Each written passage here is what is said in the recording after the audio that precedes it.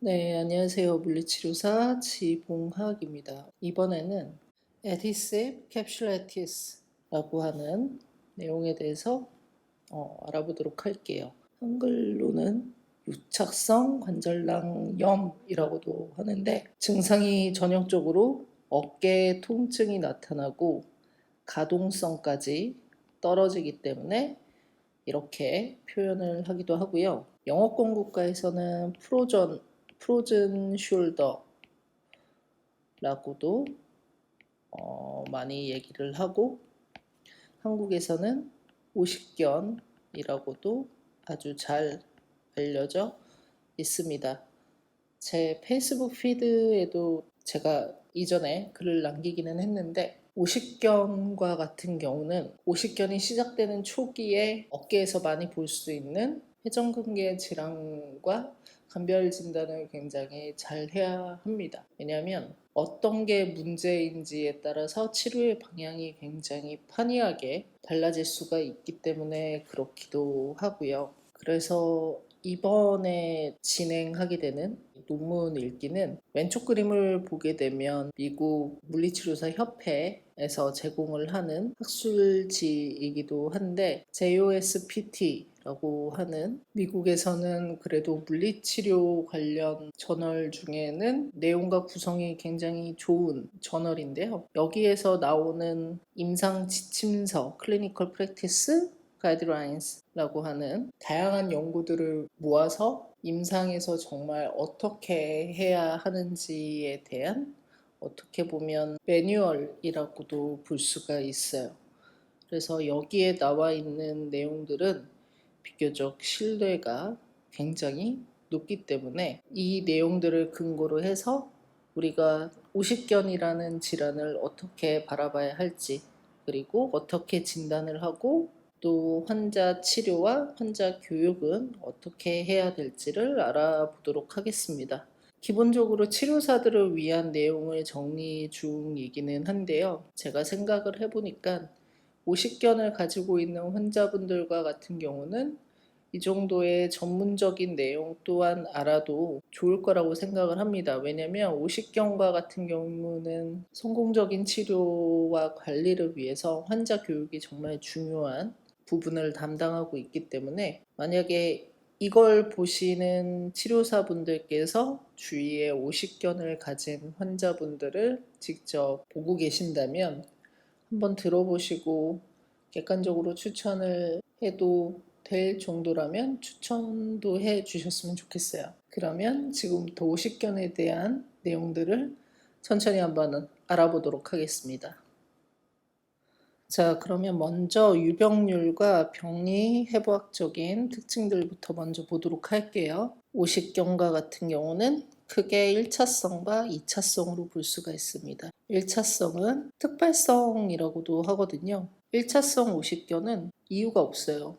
특발성과 같은 경우는 정해진 특별한 이유가 없다라고 보시면 될 것 같은데, 1차성과 같은 경우는 정말 말 그대로 그냥 옵니다. 몸에 큰 문제가 있거나 오십견을 유발하는 특별한 원인이 있는 건 아니고요. 그래서 일반적으로 2%에서 5.3% 정도의 환자들이 오십견을 호소한다라고 볼 수가 있겠고, 2차성과 같은 경우는요, 대부분은 당뇨나 갑상선 질환과 연관이 있다라고 얘기는 하지만 일반적으로 4.3%에서 38%까지 올라갈 수 있다고 합니다. 오십견과 같은 경우는 오른쪽 그림을 보시게 되면 어깨관절을 구성하는 이제 여러 가지 구조물들 중에 어깨관절의 캡슐 활액막이라는 애들이 있거든요. 어깨관절 활액막에 굉장히 다양한 부분에 생기는 염증이라고 보시면 될 것 같아요. 그래서 이 염증 기간이 지속적으로 나타나게 되고요.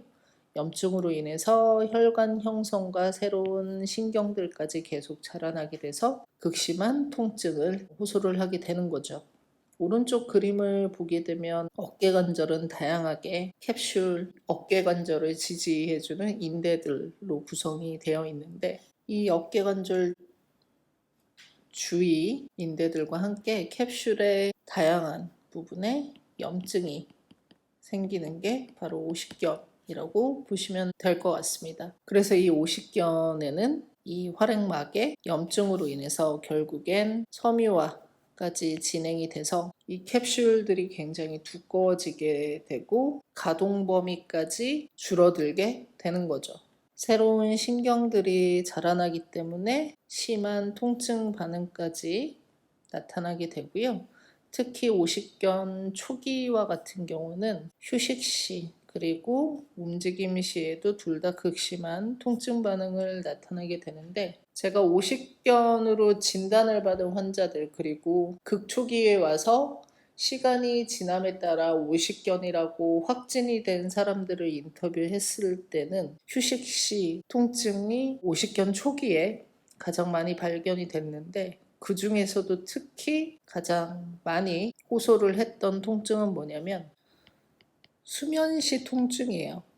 밤에 자려고 누워 있을 때 많이 아프거나 아니면 새벽에 어깨 통증이 너무 심해서 잠에서 깰 정도로 어깨 통증이 심한 거죠. 근데 이 수면 시 통증은 오십견 초기에 염증이 한창 시작될 때 좀 심해지는 분들이 있었고, 환자분들에 따라서는 가장 많이 이제 오십견으로 인한 통증을 호소를 한 게 어깨가 저리다라는 표현을 많이 하신 것 같아요. 그래서 어깨 통증으로 인한 연관통이 팔꿈치, 엘보우, 그리고 심하신 분들은 위스트,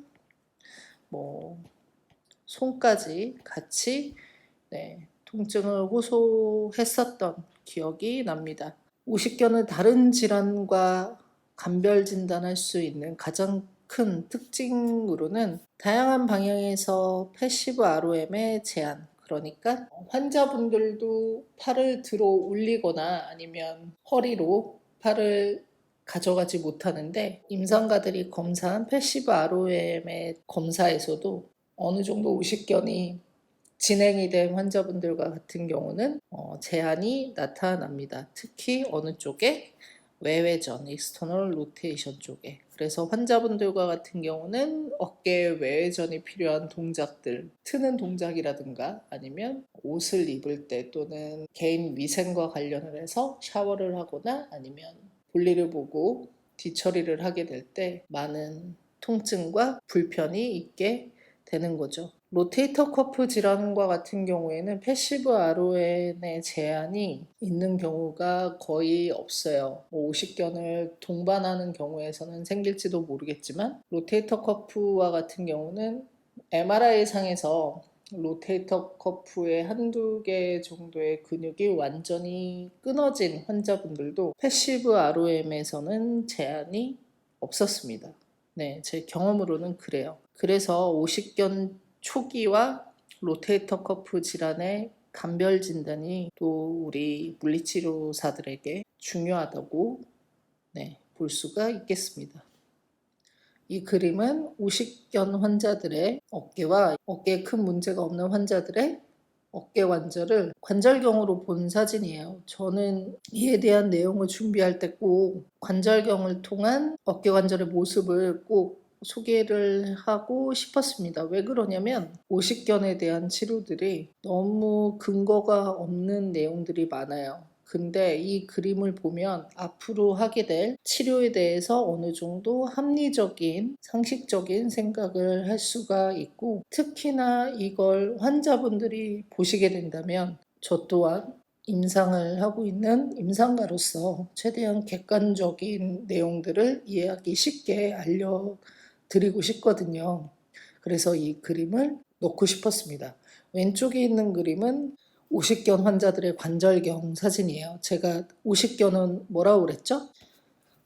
활액막에 염증, 그리고 혈관들이 자라나고 신경들이 자라나서 극심한 통증을 호소를 하는 거라고 얘기를 했잖아요. 그래서 왼쪽 그림을 보게 되면 관절경으로 본 어깨 관절의 내부 모습인데, 이 그림을 보게 되면 이 주위에 있는 것들이 다 이제 캡슐과 어깨 관절 안쪽에 있는 구조물인데 염증이 심하게 생겨서 이 염증과 함께 혈관들이 많이 생성이 되어 있는 걸 볼 수가 있습니다. 이것 때문에 통증이 굉장히 심하게 나타나는 거고 염증으로 인한 통증이기 때문에 시도 때도 없이 아픈 거예요. 그리고 나이트 페인도 굉장히 심해지게 되고요.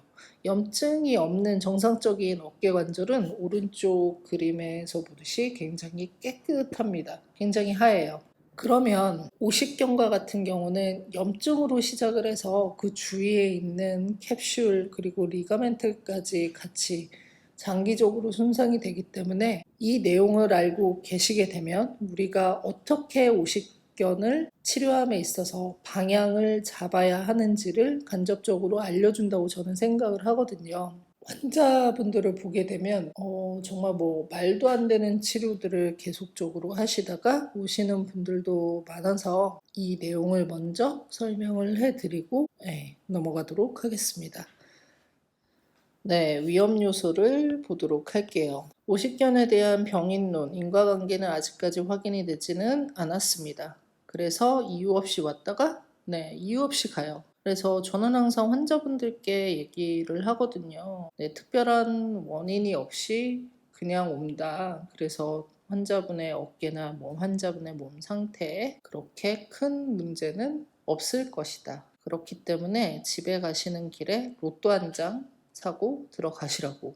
저는 그렇게 말씀을 드리는 편입니다. 왜 그러냐면 사실 오십견과 같은 경우는 염증이 한창 심해지는 초기에는 특별히 제가 해줄 수 있는 치료가 없어요. 그래서 제가 병원에서 근무를 하면서 오십견 환자분들과 같은 경우는 히스토리를 들어보고 발병이 된 지 얼마나 됐는지 그리고 어깨 관절 가동 범위 엔드필, 끝느낌 등을 대충 평가를 해본 다음에 어떻게 진행을 해야 될지 환자 교육에 좀 더 많이 시간을 할애하는 편이에요. 그리고 남자분들보다는 여성분들에서 더 많이 볼 수가 있는 게 오십견이고요. 재밌는 게 나이에 따라서 발병률이 올라갑니다.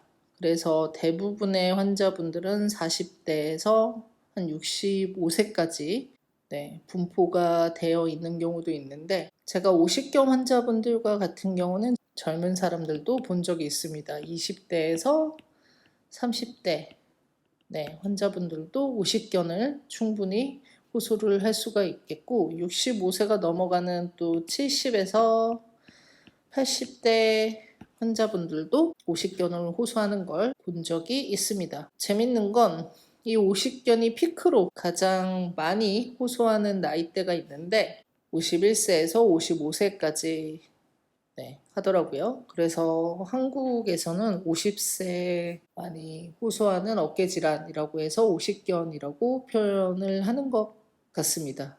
만약에 틀렸으면 댓글로 좀 남겨주셨으면 좋겠습니다. 오십견과 같은 경우는 당뇨, 타입이랑은 상관없고요. 그 다음 듀프리트랑 갑상선 질환과 특히 관련이 있다고는 하는데 아직까지 병인론은 확인이 되지 않았기 때문에 이러한 질환들이 있으면 오십견이 더 많이 발생을 하더라 정도만 이해하시면 될 것 같고요. 환자들 중에 5%에서 34% 정도는 다른 쪽에 발병이 가능합니다. 그래서 오십견을 호소하시는 분들을 인터뷰를 해보면 그 전에 반대쪽 어깨에 어깨 질환을 호소하였던 경험을 충분히 들어볼 수가 있겠고 환자분들 중에 이제 이렇게 물어보시는 분들도 계세요. 다른 쪽에도 오십견이 올까요? 그러면 저는 온다고 가능성이 있다고 설명을 해드립니다. 그래서 지금 가지고 있는 오십견의 특징을 잘 한번 기억해 두셨다가 다른 쪽에도 아플 수가 있기 때문에 그때도 어떻게 관리를 하셔야 되는지를 알게 된다면 도움이 된다고 말씀을 많이 드리고 있어요. 그리고 또한 양쪽으로 동시에 발병이 가능합니다. 그래서 오십견을 가진 환자분들과 같은 경우는 일반적으로 우리가 아로행 검사를 하게 될 때 양쪽을 꼭 비교를 해야 되거든요. 양쪽을 비교를 해봤을 때 둘 다 관절 가동 범위에 제한이 있는 경우가 있습니다. 그럴 때 환자분들과 얘기를 해보면 양쪽에 동시에 오십견이 왔다라는 걸 어느 정도 유추를 해볼 수가 있죠. 그리고 지속된 구정이나 심근경색, 외상, 자가면역 질환 등과도 연관이 있다고 합니다. 솔직히 저는 임상에서 그렇게 많이 보지는 못했던 것 같아요. 근데 이게 이제 임상 지침서이다 보니까 굉장히 다양한 연구들을 모아서 정리를 해놓은 저널이다 보니까 이러한 내용들이 이제 보고가 된 것 같습니다. 이번에 설명을 해드릴 건 클리니컬 코스인데요. 사실 50견에서 제일 중요합니다. 저와 같은 이제 다른 물리치료사 선생님들, 의사 선생님들, 한의사 선생님들도 그렇고, 그리고 환자분들도 사실 이 50견에 대한 특징을 잘 몰라서 치료나 아니면 관리가 산으로 가는 것 같아요. 이 50견과 같은 경우는 여기서 시작해서 여기서 끝난다고 보시면 되는데, 일반적으로는 4개의 스테이지를 가지고 있습니다. 문헌에 따라서는 3개의 스테이지로 3단계로 나누기도 하는데 그냥 4단계로 보시는 게 편하실 것 같아요. 그리고 이 50견과 같은 경우는 자기 국한병, self limited process라고도 얘기를 하는 대표적인 자연 경과 과정을 누구나 지니기 때문에, 그래서 50견의 치료는 이 스테이지에 따라서 가기만 하면 되는데, 이게 환자분들이 이상한 치료를 받는 경우는 다 우리의 잘못입니다. 우리가 잘 몰라서. 그렇죠? 그래서 여기에 대해서 좀 내용을 보도록 할게요. 제일 먼저 1단계. 사실 이게 제일 저는 중요하다고 생각을 하거든요. 왜냐면 계속적으로 언급을 하지만 50견과 같은 경우는 로테이터 커프 질환과 감별 진단을 잘 해야 되는 질환이기 때문에, 사실 이 다음으로 가게 되는 2번, 3번, 4번 스테이지와 같은 경우에는 누가 봐도 50견인 게 티가 납니다. 근데 문제는 뭐냐면 1단계죠. 그래서 1단계 일반적으로 3개월까지 지속한다고 하고요. 제일 중요한 특징으로는 끝범위에서 날카로운 통증이 나타나요. 그래서 대부분의 환자분들과 같은 경우는 팔을 끝까지 올렸을 때나 아니면 트위스팅 동작, 팔을 트는 동작에서 간헐적인 통증을 호소를 하는 거죠. 그래서 50견 환자들을 보게 되면 어느 순간부터 옷을 입을 때나 아니면 차 뒷좌석에서 뭐를 꺼내려고 팔을 뻗었을 때 통증을 2, 3개월 전에 호소를 했다라는 히스토리를 많이 들어볼 수가 있습니다. 그리고 휴식 시와 수면 시에도 통증을 호소를 하게 되는데, 이 또한 로테이터 커프 질환에서 어느 정도 손상이 좀 있게 된 환자분들과 같은 경우 또한 휴식 시와 수면 시에 통증을 호소를 할 수가 있습니다. 그래서 제일 중요한 건 뭐냐면요. 여기 빨간색 문단을 보시게 되면 일반적으로 익스터널 로테이션 움직임이 가장 먼저 줄어들기 때문에, 이때 우리가 환자들의 관절 가동 범위 검사를 하게 됐을 때 여기에서 끝느낌을 잘 평가를 하셔야 합니다. 일반적으로 50견과 같은 경우는 로테이터 커프는 정상이기 때문에요. 로테이터 커프 질환이 있을 경우에는 익스터널 로테이션에 대한 패시브 ROM 검사를 했을 때 끝느낌의 제한은 없어요. 그러니까 익스터널 로테이션의 제한과 같은 경우는 거의 느껴지지가 않습니다. 아니면 로테이터 커프 손상이 좀 심하신 분들과 같은 경우는 머슬 가딩으로 인한 통증도 분명히 호소를 할 수는 있겠지만 끝느낌이 조금 달라요. 50견과 같은 경우에는 조금 딱딱한 느낌이라면, 좀 단단한 펌한 느낌이라면, 로테이터 커프 손상이 있을 경우에는 빈 느낌이 나죠. MT. 그러니까 통증이 있기는 하지만 치료사는 더 넘기려면 넘길 수 있는 뭔가 좀 빈 느낌이, MT한 느낌이 나게 됩니다. 그리고 인터널 로테이션 제한과 같은 경우는 충분히 로테이터 커프 손상이라든가 아니면 임핀지 환자분들 또한 이렇게 호소를 할 수가 있기 때문에 감별 진단으로서 큰 의미는 없을 것 같고요. 저 같은 경우는 일단 익스터널 로테이션과 엘리베이션의 끝느낌을 확인을 하는 편이고, 그 다음으로 우리가 생각을 해볼 수가 있는 게 로테이터 커프에 대한 근력 검사 또한 중요하게 보셔야 하는데, 근데 오십견과 같은 경우도 염증이 심한 분들과 같은 경우는 아까 그림에서도 보았지만 그 텐던 쪽에도 염증을 호소할 수도 있고요. 또한 염증이 심해서 머슬 가딩이 굉장히 심한 경우와 같은 경우는 근력 검사에서도 통증을 호소를 하기 때문에 이 로테이터 커프의 근력 검사만 가지고는 오십견과 임핀지먼트 신드롬 아니면 로테이터 커프 손상을 감별 진단하지는 않고, 로테이터 커프 손상이 의심될 경우에 스카플라나 아니면 멀리건에서 사용을 하게 되는 이제 숄더 엘리베이션 기법 등을 적용을 해봅니다. 왜냐하면 로테이터 커프 손상이나 임핀지와 같은 경우 스카플라의 어버드 로테이션 자체가 부족하거나 아니면 로테이터 커프의 스테빌리티가 떨어져서 손상이 나타나기 때문에 그걸 도와주게 되는 치료사가 도와주게 되는 검사를 해보고 이게 오십견인지 아니면 로테이터 커프 또는 스카플라의 문제인지를 같이 생각을 해봐요. 2단계를 보도록 할게요. 일반적으로는 1단계와 같이 묶기도 하고, 오십견은 3단계로 나눌 경우에는 통증기에 해당이 됩니다. 그래서 내용을 좀 보게 되면 3개월에서 9개월까지 통증기를 거치게 되고요. 1단계보다 조금 더 통증이 심해지게 됩니다. 그리고 또한 점진적으로 천천히 가동 범위 감소가 이때부터 더 확실하게 나타나기도 하면서 통증 또한 같이 심해져요. 또한 오십견은 활액막에 생기는 염증이라고 했잖아요. 이 염증이 급격하게 심해지는 시기가 바로 2단계라고 보시면 될 것 같고요. 혈관들이 또한 갑자기 많이 생성이 되는 시기가 바로 이 2단계입니다. 그래서 흔히들 얘기하는 통증이 있는 시기라고 해서 통증기라고도 표현을 합니다. 3단계는 프로즌, 어깨가 본격적으로 굽기 시작하는 단계가 바로 3단계예요. 그래서 동결기라고도 하고요. 9개월에서 15개월 정도 해당이 된다고 합니다.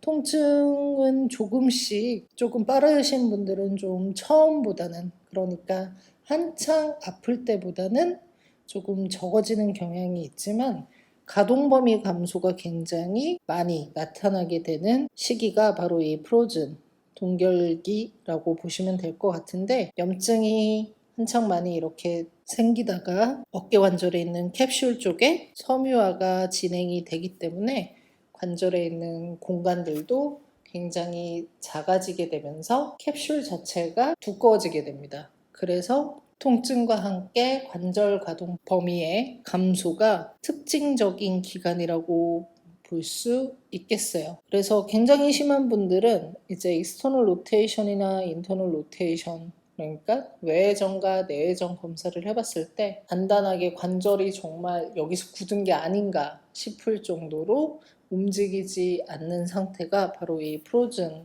기간이라고 보시면 될 것 같고, 자 이제 마지막으로 4단계 해빙기로 넘어가게 되면, 이 해빙기와 같은 경우는 15에서 24개월, 2년이죠. 2년까지 가기도 합니다.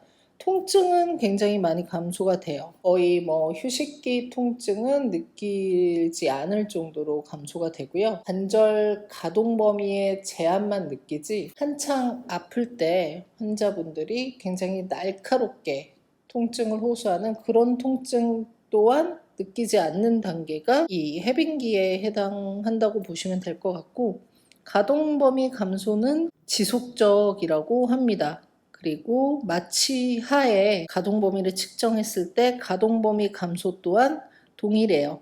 이 이전의 단계들을 보게 되면 캡슐 자체, 그러니까 관절을 싸고 있는 관절낭 자체에 제한도 있겠지만 사실 머슬 가딩 때문에 생기게 되는 가동 범위의 제한 또한 무시할 수가 없는데, 마지막 4단계에 이르게 되면 머슬 가딩보다는 관절 자체 문제 때문에 가동 범위가 줄어드는 경향을 볼 수가 있습니다. 그리고 사람마다 좀 다르겠지만 굳어있던 관절이 조금씩 부드럽게 풀리기 시작하는 기간도 바로 이 스테이지라고 보시면 될 것 같아요.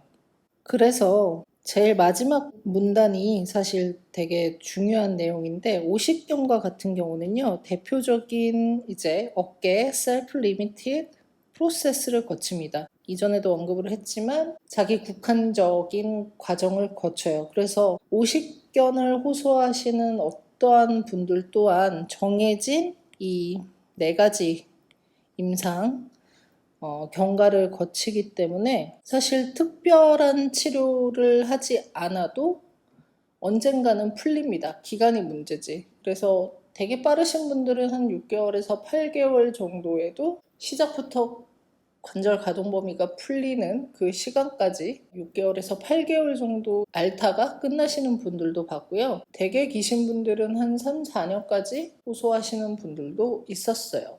그래서 기간이야 문제가 개개인마다 좀 다르겠지만 특징적인 것은 오십견은 이유 없이 와서 이유 없이 간다고 그랬잖아요. 대표적인 어깨 셀프 리미티드 질환이기 때문에 솔직히 아무런 치료를 받지 않아도 언젠가는 풀리는 때가 옵니다. 그래서 저는 환자들에게 여기에 대한 내용들을 충분히 자주 설명을 드리려고 노력을 하고 있습니다. 그래서 이게 굉장히 중요하다라는 것, 그리고 환자 교육 때도 굉장히 중요하게 작용을 한다는 것 좀 알아주시고요. 가동범위 감소는 44개월까지 또한 지속 가능하다고 합니다.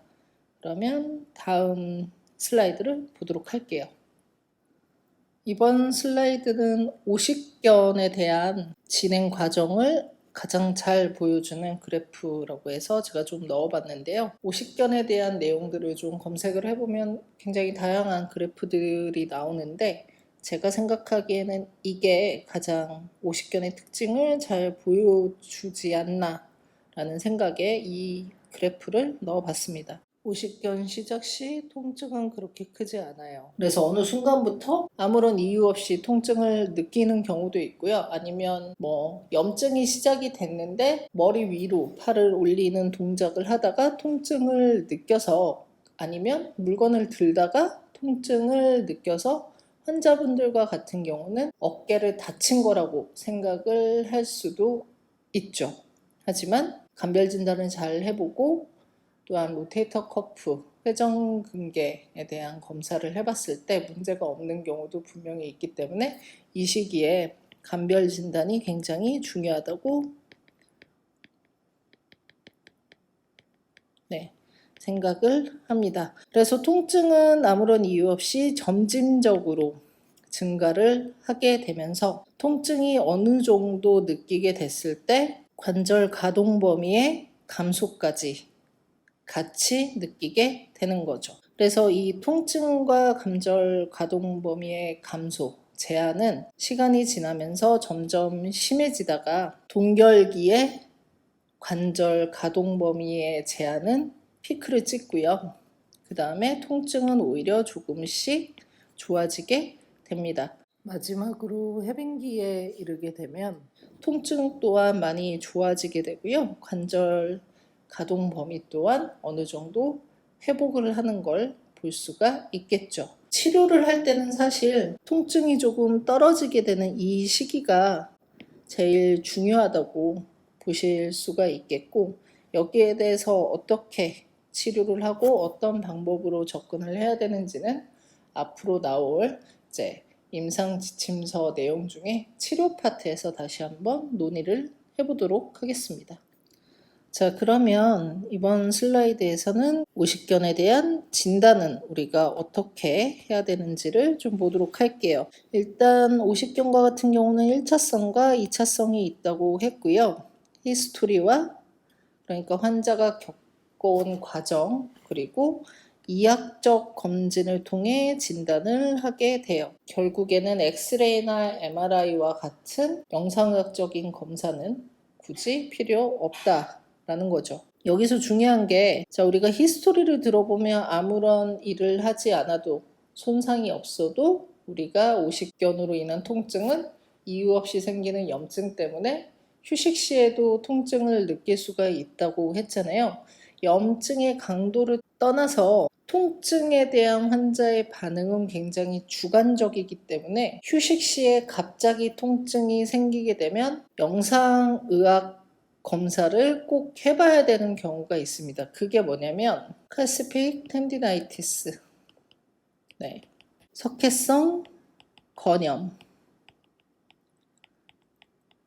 특히 극상근 쪽에 잘 나타나게 되는 극상근 힘줄에 칼슘이 많이 침착이 돼서 석회가 생길 경우에도 갑자기 아무런 히스토리 없이 하루아침에 통증을 호소를 할 수가 있어요. 이것 또한 석회로 인한 통증이기 때문에 오십견과 같이 염증으로 인한 통증입니다. 그래서 휴식 시에도 통증을 호소할 수가 있어요. 그렇기 때문에 이런 경우에는 엑스레이로 바로 진단을 할 수가 있기 때문에 한국과 같은 경우에는 대부분 어딘가 문제가 되게 되면 엑스레이를 바로 찍을 수 있는, 그리고 굉장히 저렴한 가격에 찍을 수 있는 여건이잖아요. 그래서 아마 석회성 건염과 오십견에 대한 감별 진단은 그렇게 어렵지는 않을 것 같아요. 근데 이제 센터에서 근무를 하시는 분들과 같은 경우에는 히스토리를 잘 들어보고 특별한 외상이 없이 갑자기 통증을 호소하면서 휴식 시에도 통증을 호소하는 고객분들이 계신다면 엑스레이 정도는 한번 찍어보는 걸 추천을 해드립니다. 일단 가격도 싸기 때문에 환자분들도 그렇게 큰 부담은 없을 거라고 저는 생각을 해요. 그래서 일단 오십견과 같은 경우는 히스토리와 이학적인 검진을 통해서 진단을 한다는 것 정도 알아두시면 좋겠고요. 두 번째로 보셔야 될 게 점진적으로 통증을 호소를 하게 됩니다. 그래서 제일 처음 통증을 호소를 하게 될 때는 통증의 강도가 그렇게 크지는 않는데 시간이 지나면서 통증의 강도가 증가하게 되고 오십견의 단계를 잘 이해하셨으니까 관절의 가동 범위까지 제한이 나타나게 되면 어느 정도 강하게 우리가 오십견을 호소할 수 있다고 의심을 해볼 수가 있겠죠. 그리고 오십견의 특징 중에 하나가 이제 이 내용이에요. 밤에 잘 때, 수면 시에 통증 때문에 깰 정도로 삶의 질이 떨어지게 되고요. 그 다음에 엔드레인지, 끝범위에서 통증을 호소를 하게 됩니다. 제일 흔하게 호소를 하는 게 팔을 끝까지 들어 올렸을 때, 아니면 팔을 바깥쪽으로 틀었을 때, 또는 팔을 허리 뒤쪽으로 가져가게 되는 그런 동작들에서 통증이 나타나게 되고, 시간이 어느 정도 지나서 관절 가동 범위의 제한, 그리고 캡슐의 섬유화가 진행이 되게 된다면 액티브, 패시브 ROM의 감소가 둘 다 나타나게 되는 거죠. 그래서 오십견을 호소하시는 분들이 호소하는 특징적인 불편사항을 좀 보자면 머리 위쪽으로 닿는 동작, 그리고 등 뒤쪽으로 닿는 동작, 또는 팔을 바깥쪽으로 뻗는 동작들이 잘 되지 않는 거죠. 계속해서 언급을 했지만 프로즌 숄더에는 1차성 그리고 2차성 다른 질환과 동반돼서 나타나는 경우가 있다고 했잖아요. 1차성과 같은 경우는 특발성이라서 질환 또는 손상과 관련이 없고 그냥 이유가 없습니다.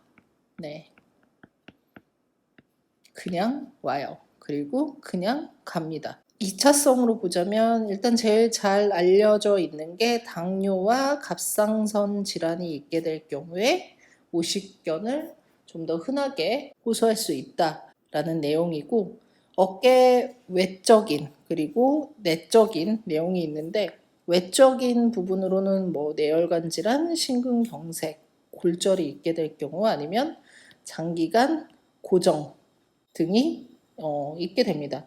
근데 장기간 고정을 하게 되면 사실 오십견뿐만이 아니라 어떤 관절이든지 장기간 고정을 하게 되면 관절은 굳는 것 같아요. 외적인 내용은 사실 저는 읽어봐도 잘 이해가 안 되더라고요. 그리고 어깨관절 안쪽, 어깨관절 자체에 문제가 생기는 경우는 제일 흔한 게 GH 조인트 주위에, 어깨관절 주위의 연부 조직들, 근육이나 힘줄, 인대 등이 손상이 되면서 같이 나타나는 경우가 대부분이죠.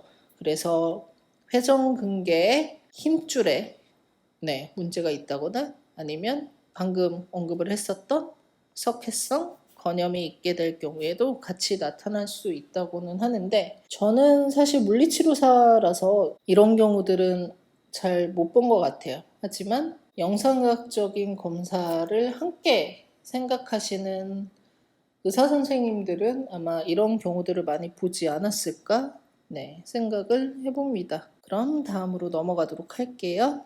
자, 오십견이 있을 때 어떻게 오십견으로 분류를 하는지에 대한 이제 특징적인 증상들을 보도록 하겠습니다. 일반적으로 오십견과 같은 경우는 사실 대부분은 굉장히 글로벌하게 다양한 방향에서 관절 가동 범위가 감소하기 때문에 비교적 어느 정도 시간이 지난 오십견 환자분들과 같은 경우는 관절 가동 범위 검사만 패시브로 해봐도 진단이 되는 경우가 흔하죠. 그래서 두 방향에서 그러니까 플렉션, 익스텐션, 이스터널 로테이션, 인터널 로테이션 등등 다양한 방향 그 중에 두 방향에서 25% 이상 감소가 되거나 패시브 익스터널 로테이션이 30% 이하로 감소가 되거나 아니면 건측 어깨 기준, 멀쩡한 어깨 관절 기준으로 50% 이상 관절 가동 범위가 감소를 하게 되면 오십견으로 진단을 하게 됩니다. 재밌는 건 사실 저도 캡슐라 패턴에 대한 맹목적인 믿음이 있었는데요. 오십견과 같은 경우는 이제 시리악스의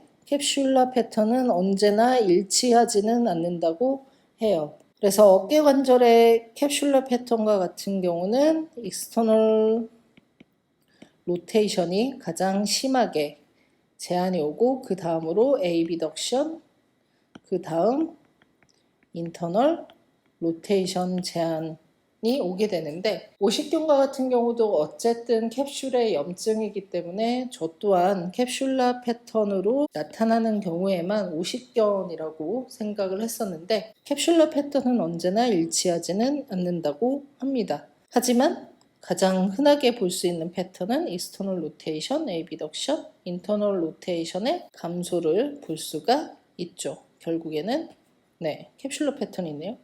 재밌는 건 일관된 증상들이 있다고 해요. 그래서 이 일관된 증상들을 좀 보자면 숄더의 90도 외전에서 인터널 또는 익스터널 로테이션의 감소가 나타날 경우에는 오십견의 분류 방법으로 그리고 오십견 환자들과 같은 경우에는 이러한 일관된 증상들을 계속 나타낸다고 합니다. 특히 오십견 초기와 같은 경우에도 이 자세에서 익스터널 로테이션 끝범위에서 통증 그리고 펌한 단단한 끝느낌을 느낄 수 있는 걸 볼 수가 있어요. 그래서 오십견이 의심이 되는 환자분들과 같은 경우에는 꼭 숄더 에이비덕션의 90도 위치에서 인터널 로테이션 또는 익스터널 로테이션을 꼭 확인을 해 보시고요. 제가 임핀지먼트 신드롬이나 아니면 로테이터 커프 문제에도 인터널 로테이션을 제한이 있을 수가 있게 되고 이로 인해서 임핀지먼트 사인이 나타날 수도 있거든요. 그럴 때는 인터널 로테이션에 대한 스트레칭 또는 조인트 모빌라이제이션 아니면 도수 치료 소프트 티슈 모빌라이제이션 이런 것들을 해보시고 환자의 암 엘리베이션이 좋아진다면 이건 포스테리어 캡슐의 타이트니스로 인한 임핀지먼트 사인이라고 생각을 하시면 되고요. 치료 파트 할 때도 다시 한번 설명을 하겠지만 오십견의 경우에는 무슨 짓을 해도 똑같습니다. 네, 내용에서도 그렇고요. 제 경험으로도 그래요.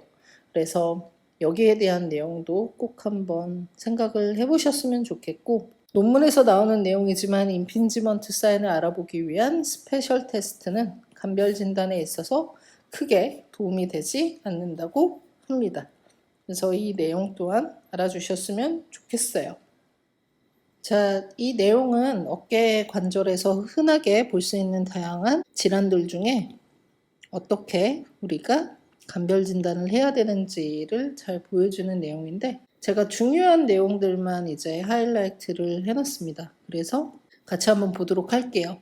네, 대표적인 오십견과 같은 경우는 지금까지 계속 알아봤듯이 일단 점진적으로 통증이 증가해야 하고요. 관절 가동 범위의 제한 또한 점진적으로 심해지는 경우에는 오십견이라고 우리가 진단을 할 수가 있고, 어느 정도 시간이 경과한 오십견과 같은 경우에는 비교적 쉽게 진단을 할 수 있다고 말씀을 드렸죠. 그리고 오십견의 특징으로는 잘 때, 개인 위생과 관련을 해서 옷 갈아입을 때 아니면 팔을 머리 위쪽으로 뻗는 동작을 하게 될 때 통증을 호소를 할 수가 있고요. 특징적인 게 한 방향이 아니라 굉장히 다양한 방향에서 통증을 호소를 할 수가 있겠고, 대부분은 외전에서 가장 많은 제한을 보이게 됩니다.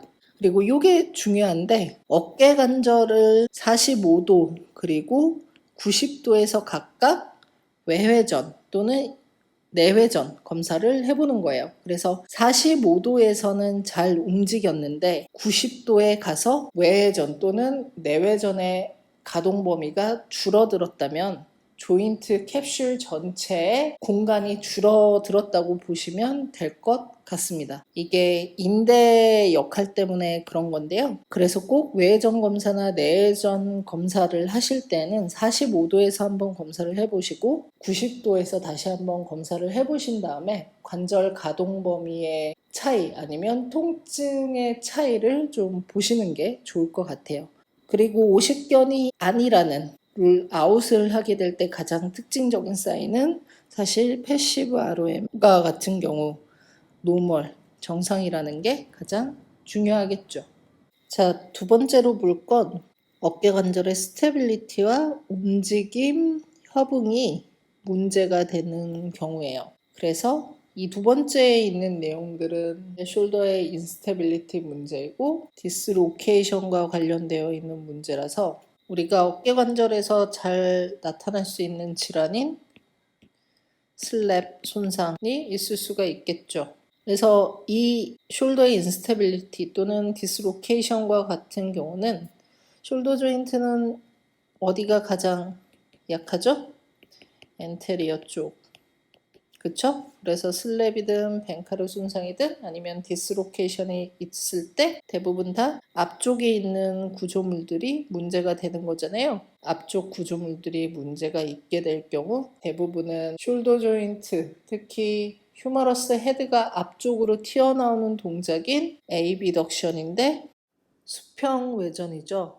또는 90도 에이비덕션, 외전에서 익스터널 로테이션을 하게 될 때 통증이 있지만 이걸 앞쪽에서 막아줄 경우에 환자분들이 좀 더 편해질 경우에는 어깨 관절 앞쪽에 문제가 있구나 아니면 어깨 관절의 스테빌리티에 문제가 있구나라고 우리가 생각을 해볼 수가 있겠죠. 근데 이 인스테빌리티와 관련되어 있는 문제가 나타나지 않을 경우에는 일반적으로 어깨 관절의 안정성에는 큰 문제가 없구나라고 생각을 해볼 수가 있습니다. 마지막으로 볼 건 어깨 통증과 머슬 파워 결손, 즉 어깨에서 가장 중요한 로테이터 커프 회전 근개 문제인데요. 일반적으로 바이셉스 텐디나이티스나 아니면 칼스픽 텐디나이티스와 같은 문제들도 결국엔 로테이터 커프 신드롬으로 다 묶어서 정리를 하기는 합니다. 이와 관련되어 있는 내용은 네, 제가 실시하는 오프라인 어깨 상지 코스에서 좀 더 자세하게 다루기는 합니다. 네, 언제가 될지 모르겠지만 혹시 관심이 있으시다면 네, 한 번쯤 들어보시는 거 추천을 하고요. 흔히 임핀지먼트, 끼임 증후군과 같은 경우도 결국에는 숄더 문제로 봐요. 그러니까 이 숄더 페인 그리고 머슬 파워 데피시트 문제로 보고 있습니다. 가장 특징적인 증상으로는 미드레인지에서 캐칭, 찝히는 느낌이 있다고는 하는데 로테이터 커프 문제가 있을 경우에는 미드레인지에서도 문제가 되지만 엔드레인지에서도 문제가 됩니다. 그래서 이 특성을 좀 잘 알아주시고 로테이터 커프와 같은 경우는 임핀지먼트 신드롬이든 아니면 텐디나이티스든 간에 결국에는 힘줄에 염증이나 손상이 있기 때문에 저항 검사에서 당연히 통증이 나타나게 됩니다. 그리고 이 내용들을 룰 아웃할 때는 저항 검사를 했을 때는 통증이 없거나 로테이터 커프 플러스 바이셉스와 같은 경우 정상적인 근력을 보이게 되는 거죠. 그리고 패시브 ROM에서 큰 문제, 큰 결손이 있다면 로테이터 커프 문제가 아닌 오십견으로 우리가 볼 수가 있기 때문에 이 각각에 대한 어깨 관절에서 잘 볼 수가 있는 문제들에 대한 특징들을 잘 알고 계시는 것도 감별 진단에서는 굉장히 중요해요. 우리가 공부를 하게 될 때 학부생 때 질환별 물리치료를 다 배우잖아요. 우리가 의심이 되는 질환에 대한 특징들을 잘 알고 있어야 검사를 통해서 감별 진단이 됩니다. 이건 굉장히 기본적인 거예요. 감별 진단이 안 된다는 건 유사한 특징들을 가지고 있는 질환들에 대한 정확한 특징들을 잘 모르기 때문에 감별 진단이 되지 않는 거거든요. 그래서 만약에 이 내용을 학부생들이 보고 있다면 GPT 공부 열심히 하십시오. 네, 저는 항상 강조해왔지만 학교 공부만큼 중요한 건 없다고 생각을 합니다. 네, 그러면 다음으로 넘어가도록 할게요. 자, 오십견에 대한 examination, 검사를 하게 될 때는 크게 두 가지를 우리가 확인을 해볼 수가 있어요. 일단 일상생활에서는 어떤 문제가 있는지를 봅시다. 자고 있는 중에 통증이 생겨요. 그래서 환자분들은 대부분 오십견, 염증이 심하지 않는 초기에는 저리다 라고 표현을 한다고 말씀을 드렸죠. 그리고 이 염증 반응이 증가를 하게 되면 지속적인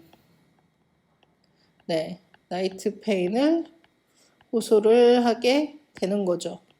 그래서 통증 때문에 잠에서 깨거나 잠에 쉽게 들지 못할 정도로 아파요. 그리고 환측, 즉 문제가 있는 쪽으로 누울 경우 통증은 점점 더 심해지게 되는 거죠.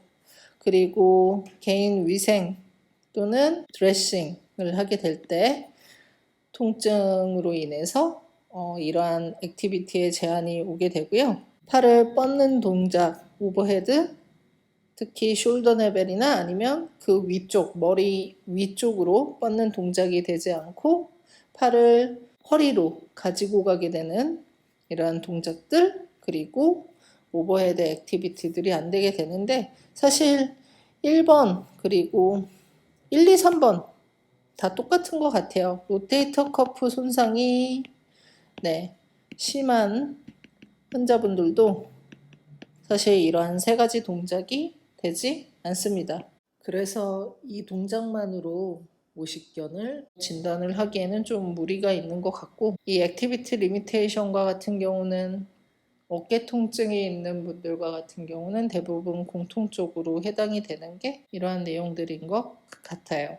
자, 그러면 우리가 이학적 검진으로 오십견을 진단한다고 했잖아요. 그러면 이학적 검진에서 오십견 환자분들과 같은 경우는 어떠한 증상들을 호소하는지를 보도록 하겠습니다. 일반적으로 오십견은 근력은 정상이라고 그랬죠. 그래서 MMT나 아니면 저항 검사와 같은 경우는 큰 문제를 발견하실 수가 없을 거예요. 그래서 오십견과 같은 경우에는 액티브 또는 패시브 숄더 ROM 검사를 해보셔야 되는데, 특히 패시브 검사를 중요하게 초기와 같은 경우에는 엔드레인지에서 이러한 끝느낌을 잘 판별을 해보셔야 되고요. 에이비덕션, 외전 상태에서 익스터널 로테이션을 잘 검사를 해보셔야 되는데, 45도와 90도 둘 다 검사를 해보고, 90도에서 통증 또는 가동 범위가 45도보다 더 제한이 크다면 우리가 조인트 캡슐 전체 공간 자체가 좁아졌다고 보시면 될 것 같고요. 그러면 오십견의 특징적인 증상이라고 보시면 될 것 같습니다. 그리고 인터널 로테이션 또한 90도 외전 상태에서 검사를 해보셔야 되는데, 이 인터널 로테이션과 같은 경우는 임핀지먼트 신드롬 아니면 로테이터 커프 질환과 같은 이제 문제가 있을 때에도, 특히 포스테리어 캡슐에 죄송해요.